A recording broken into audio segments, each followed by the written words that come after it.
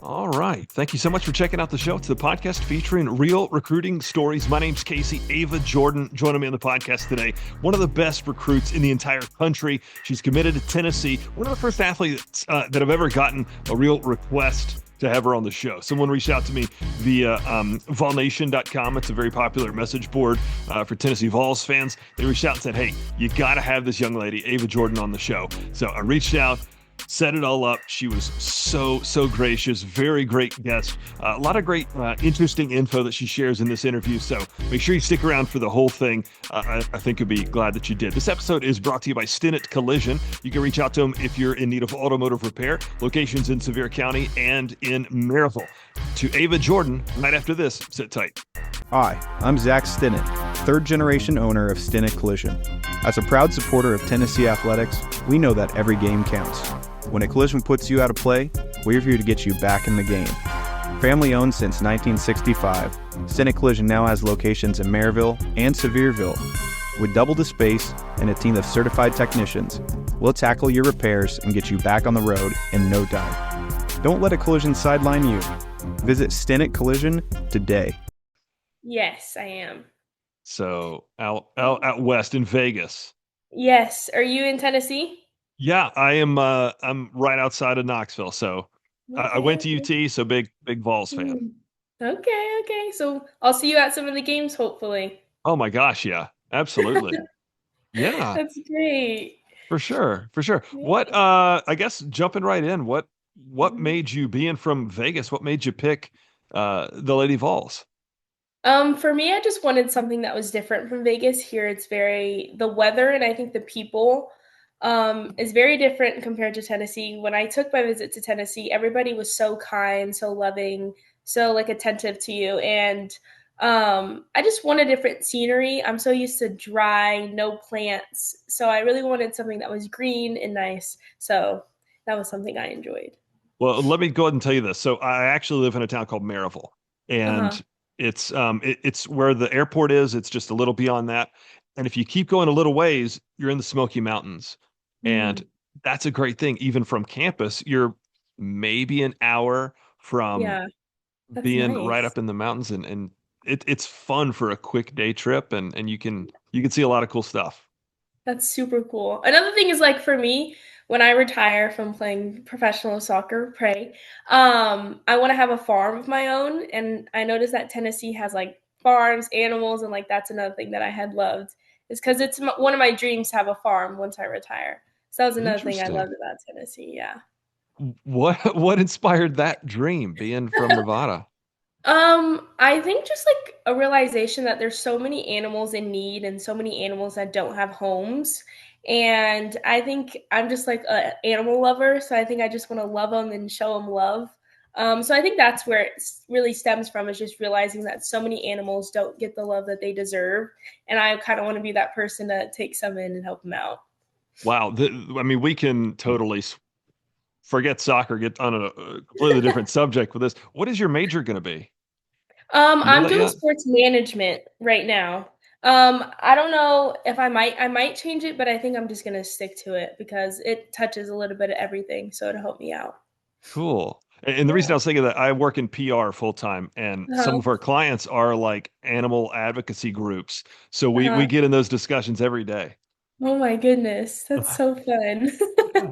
Um, but yeah, can you tell me a little about your trip to Knoxville and kind of what that just recruiting experience was like? So I think I went on a Thursday or a Wednesday, and during my recruiting process, I was talking to different schools.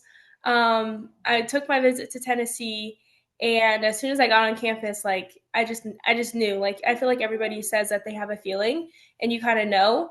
Um, and when I stepped on campus or when I got off the plane, I just felt like something felt different than my other visits. Coach Joe came to pick us up at the airport and dropped us off. And then the next morning, we went to go have crepes.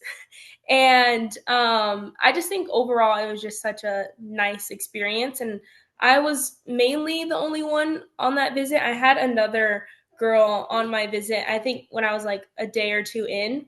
So I liked being by myself because then I got to really experience the coaches, their personalities, and who they are as humans.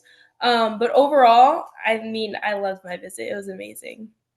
Yeah, that's great. Were there any other visits that you went on to other schools that really impressed you? Yes, I went to Florida Gators and I went to Texas and SMU. Those were my four visits that were pretty good. I mean, for me, it was just really hard because every school had something that was great about them. But I think overall, I mean, I'm so happy I picked Tennessee. So. Yeah. Now, how much do you get on those visits to interact with current players? I think a lot. I mean, when you take your visit, I mean, you have somebody that you have like a host. So like they'll show you around when you're not doing academic stuff or other soccer stuff. You're hanging out with the girls, seeing how they live, what they do for classwork, and all of that. So that was pretty nice as well. Like, was your host a current player? Yes, Mac was one of them. Allie Brown, and I'm forgetting somebody. I can't think of her name, but those were the two that I do remember having. Yeah, they've both been on this podcast before. Yes, yes, I love Very, them. very good. Now I was looking at some stuff online. I saw Prep Super League top women's player in the country. Yes. How do you land that, and what does that feel like? Honestly, I think just a lot of hard work and dedication and a lots of sacrifices. Like I said, I'm from Vegas and Avi. I play in California for Slammers. So, it's just a lot of sacrifice. I mean, I've been homeschooled for the past 4 years. So, giving up regular things that maybe a high school student wouldn't give up, like homecoming, prom, football games, stuff like that to just really chase my dreams. So, I think that goes towards being number one. And I think also just working to be an overall player. I mean, being a striker, everybody loves to see you score goals, but I think the most important thing is like, can you be good on the opposite side of the ball? So I think that's what's also helped me to be number one. Yeah. And when you get to the college level, everybody's got good ball control, Yes. right? So those Yes. little things that are like your speed as a striker, you need that speed. Yes. What do you do off the pitch to kind of work on that? Off the pitch, my dad actually trains me. He ran track in high school. So he's my speed and agility trainer. He does track workouts, strength workouts, speed and conditioning, anything you can think of. I do it with him. Do you have like a favorite exercise that you'll do for that kind of Hmm. conditioning? My favorite exercise, which it might sound crazy, is repeat 300s is probably my favorite. Wow. But when it comes to 400s, if you ask anybody, it's not my thing. I cannot do a 400 to save my life. It's just too long. It's too long of a distance. But I would say either repeat 300s or I would say like sprints, so like hundreds or 120s. Nice. Now, you mentioned the Slammers. Is that an ECNL Yes. team? Yes, we are. Okay. Tell me about that because so many soccer players come on the show and they talk about just the benefits of ECNL and how that sets them apart from either even Yes. other great players.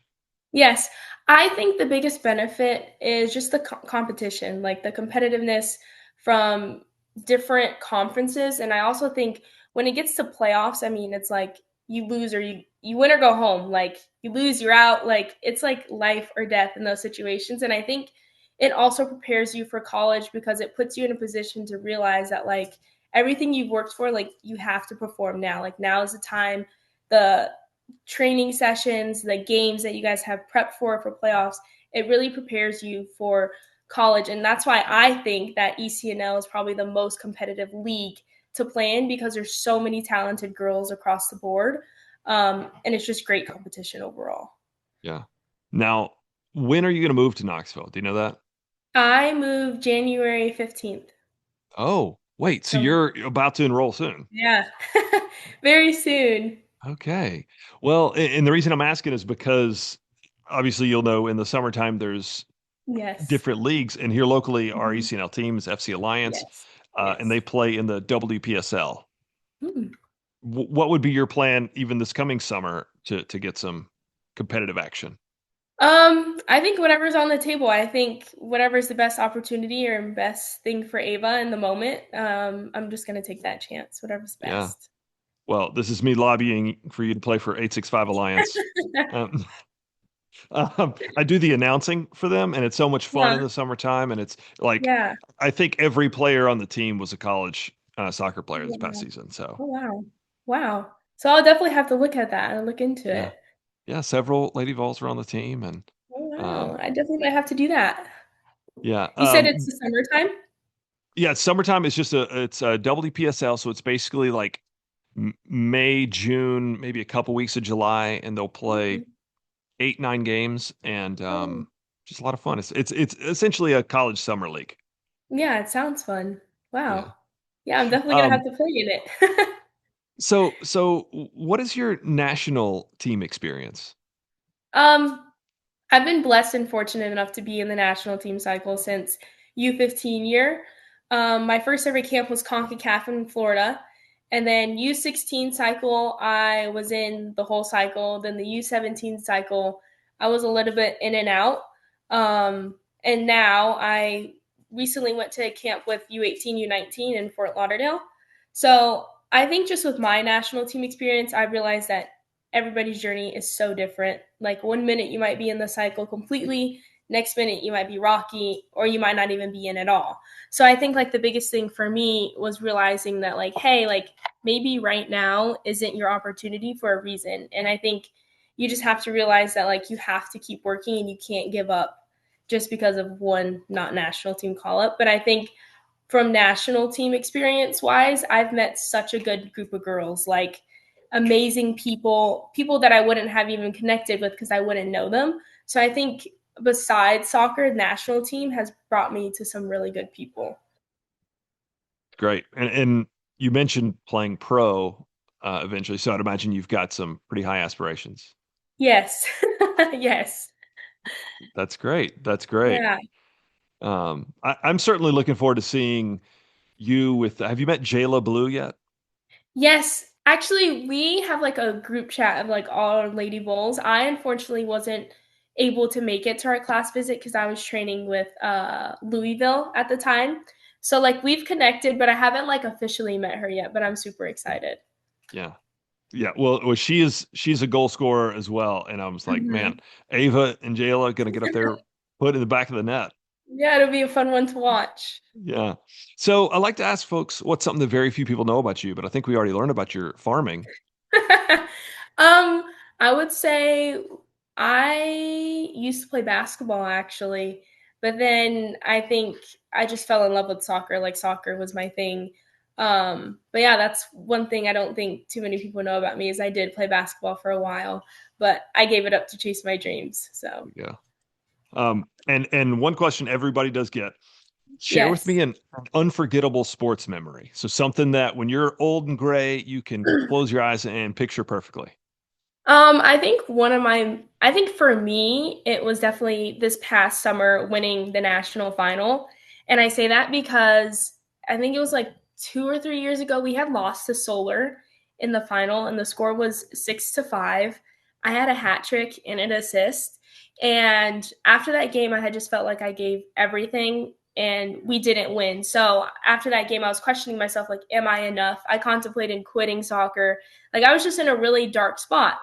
And I think it took me like 2 years to work to get back to that spot. So when we got to the national final, it was just like a surreal moment. And I knew that like this is for me, like Ava, like this moment is for you. And I ended up going into that game. I had 2 goals, I got MVP. And I think I just really wanted to prove to myself that I can do it. Like anything you want to do, Ava, like you can do it. So I definitely think that's probably one of my like most memorable moments, and it makes me even sometimes like emotional thinking about like how I went from wanting to quit and not liking the game of soccer to winning a national final and getting MVP. So Yeah. definitely one of my best moments. Well, after those moments when you're feeling down and because every athlete has those, how do you Yes. get grounded again? Do you take some time to unwind or what is it? Yeah, I think the most important thing is to take some time to unwind. And I also think is like recognize how you're feeling because I feel like a lot of people sometimes know that they're feeling a certain type of way, but they don't try to identify those emotions. So I think just identifying like, hey, like I'm not okay. And that's okay because you're gonna have days where you're not okay. But I think the most important thing is saying that you're not okay and asking for help. So I think that's another reason why I think I was able to get back to healthy, happy Ava is because I was okay with being like, hey, mom, dad, I'm not okay. Like, I need help. And I think that's the most important thing. Well, that's good. It sounds like you got some supportive folks. And Yes. are both of your parents former athletes? Yes. Mom played basketball, and then my dad did football, basketball, any sport you can think of, track, anything. So, yeah. Excellent. All right. Yeah. Um, so because of, I'm actually going to put this out tomorrow. Okay, So perfect. because of the timing, share with me your favorite holiday movie. Ooh, that's a really good one. I think I would have to say, that's a good one. I have a lot, so that's a good one. I would say either Elf or I know it might sound like really kiddish, but like the Polar Express. Like I watch that movie every year when it comes near Christmas time without fail. Has to be probably one of my top five. That's the great thing about Christmas movies is you get to still be a kid Yes. anytime, you know, like Yes. I 100%. I still watch them and, I watch A Christmas Story. I don't know if you're familiar with that one, but Yes. because I remember as a kid, they aired it 24 hours and I watch Oh, it now and I'm 8 years old again. yeah. It's just such a surreal feeling, like, you're growing up and, like, the Christmas spirit is a little different, but it, like, brings me back to my childhood when I would, like, put out cookies for Santa Claus, the carrots for the reindeers, so it's special. Very good. Ava, thank you so much. I hope you're feeling better. Thank you. Yes, I am feeling better. I mean, last week it was just, like I came down with I don't know if it was, like, the flu, the stomach bug, something, and I was just, like, so sick all weekend, and I was, like, asleep and my alarm went off, and I was like, oh my god, I have the podcast. And I like was emailing you and I was like, okay, give me like 15 minutes because I had like just woken up from like throwing up or whatever. So I was like, I'm gonna hurry up. But thank you for giving me grace and Yeah. rescheduling this. Thank you. Yeah. Yeah. Nobody the day after wants to have to do something, you know? Yeah, yeah, but So, thank you. I really do sure. appreciate you allowing me to do it the following Of weekend. course. Thank you. All right. Well, thanks again. I'll put this out tomorrow and I'll Thank tag you you. and all that good stuff Thank and we'll you. we'll be Thank in you. touch. Perfect. Thank Thanks, you. Ava. See ya. Go Bye bye. Vols. Thank you.